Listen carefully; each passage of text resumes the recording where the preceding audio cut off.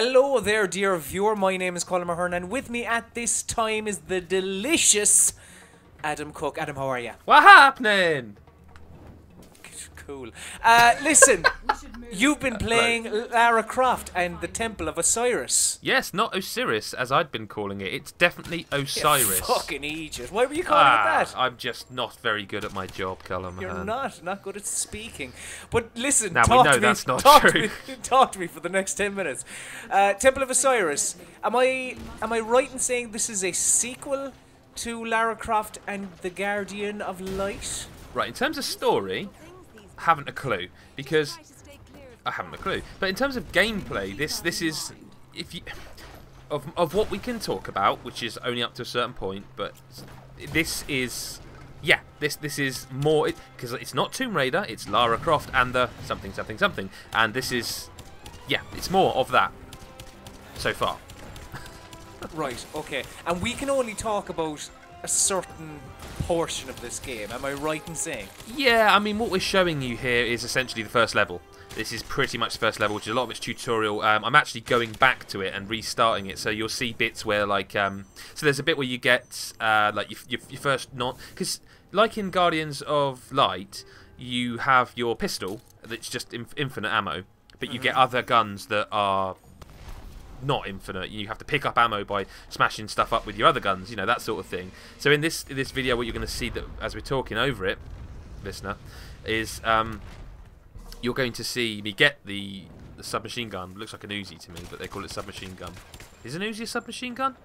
An Uzi is a submachine gun, yes. So they are. It looks like an Uzi because it is an Uzi because it's a submachine gun. Oh, fucking hell. Anyway, you're going to see me get that after completing what is essentially one of the first major puzzles. But I've already actually got it, and then you're going to see me wrestle with the controls, which no real reason why, because it controls brilliantly, but I'm just crap. Yeah, because unlike Tomb Raider, whatever we're calling it, reboot, which is very much action heavy, and this you know, Temple of Osiris is action heavy. This has, it looks like sort of almost set piece puzzles.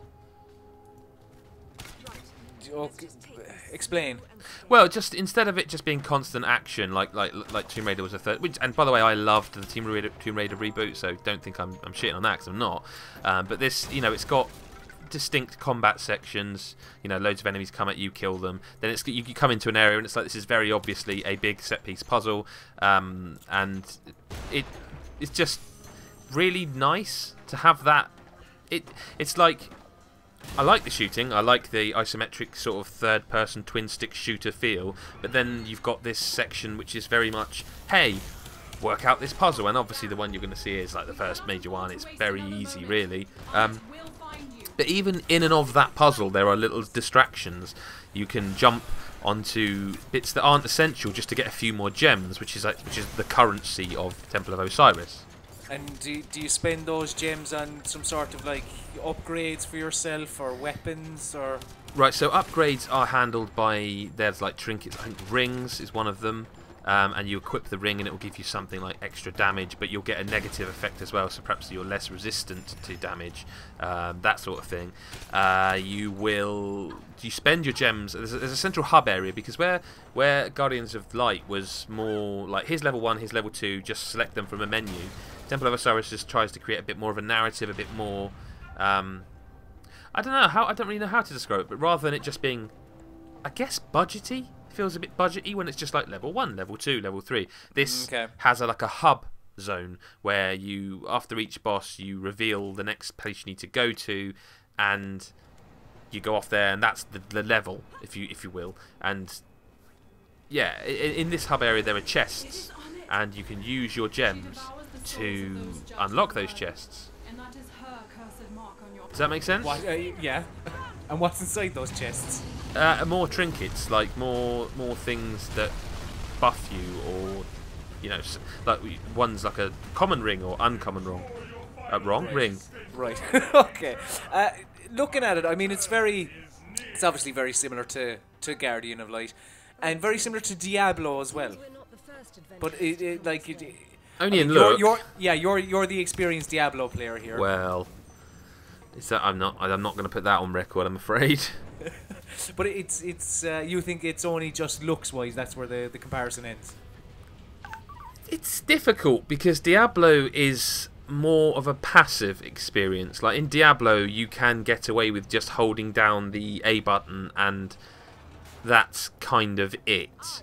This, due to the fact that you aren't a tank of health, like if you do that, just stand there shooting, it's less passive. You can't just hold down A. You have to aim with the right stick, fire with the right trigger. I mean, you can hold the right trigger down, but you still have to move your aim. Do you know?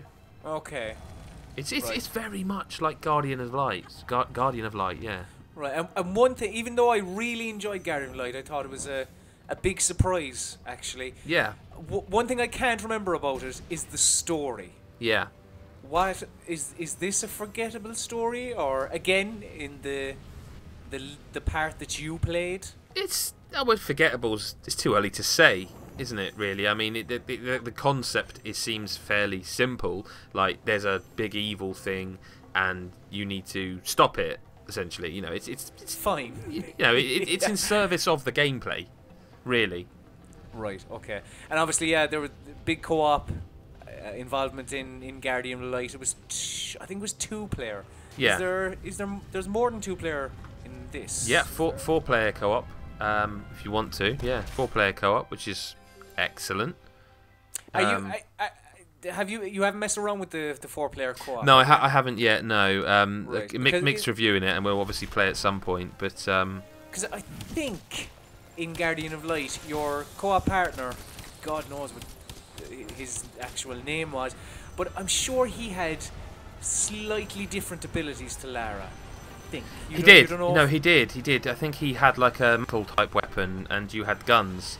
But Lara has the magical staff in this that unlocks areas. But again, haven't been able to test, so can't say for certain. I mean, in the review we will do, you know.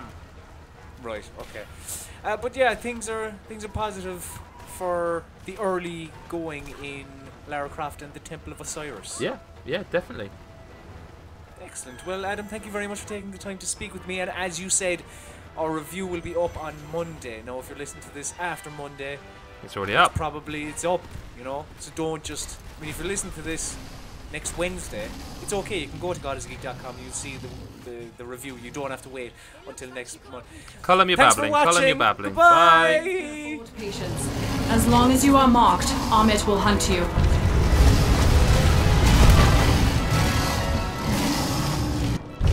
Run, little gods! Spend your last few hours chasing a dead dream!